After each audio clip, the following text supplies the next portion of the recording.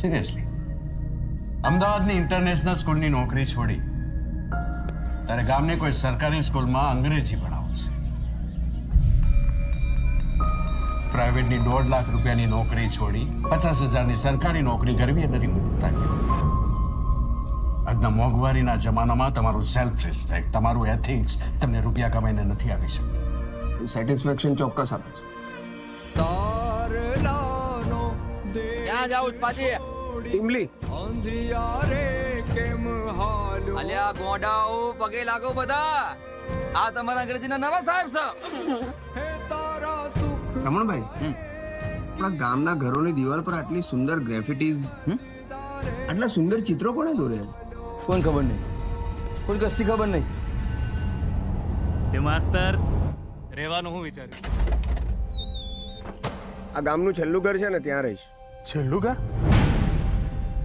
અજીત, મને ખબર પડે છે તું શું કરી રહ્યો છે. ભૂતકાળમાં જે થયું એ જેટલું જલ્દી ભૂલી જાય એટલું સારું. અમુક ભૂતકાળ ભૂલી શકાય એવા નથી હોતા અંજલિ, જ્યાં સુધી એ સ્કોર સેટલ નહીં થાય. હું પણ સેટલ નહીં થાઉં. આ મારું કામ છે અને મારા કામમાં ભૂલની સજા મળે, માફી નહીં. આચાર્ય સાહેબ અને અંગ્રેજ તેની હદ સ્કૂલના મેદાન સુધી જ છે. મેદાનની બહાર આવવાની મહેનત ન કરે. સ્પોર્ટ્સના ક્લાસ લેવાની તમારે શું જરૂર છે? પીટી ટીચર હું છું, તમે નહીં. તમે પીટી છો? આ ક્યારે થયું? સ્કૂલે આવો તો કાં તો ભણવું પડે, કાં તો કોઈ સ્પોર્ટ્સ રમવું પડે, એક્સ્ટ્રા કરિક્યુલર એક્ટિવિટીઝ કરવી પડે.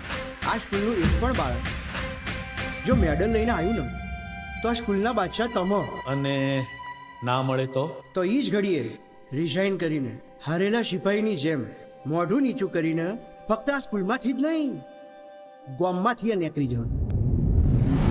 મંજૂર. તમારામાંથી ક્યારેય કોઈએ ખેલ કલા મહાકુંભમાં ભાગ લીધો છે? એમાં એ લોકો જ ભાગ લઈ શકે જે સ્કૂલની સ્પર્ધામાં ખેલ અને કલામાં નંબર 1 હોય. અને એ સ્પર્ધામાં જે જીતે એને શું મળે ખબર છે? છાપામાં એના ફોટા આવે, રામ, ટીવી પર એના ન્યૂઝ આવે, લાખો કરોડોના ઇનામો.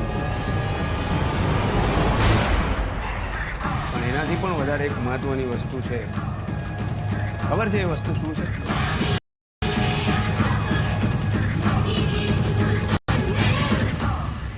તો મેડલને પરિશ્રમથી કમાવવું પડે.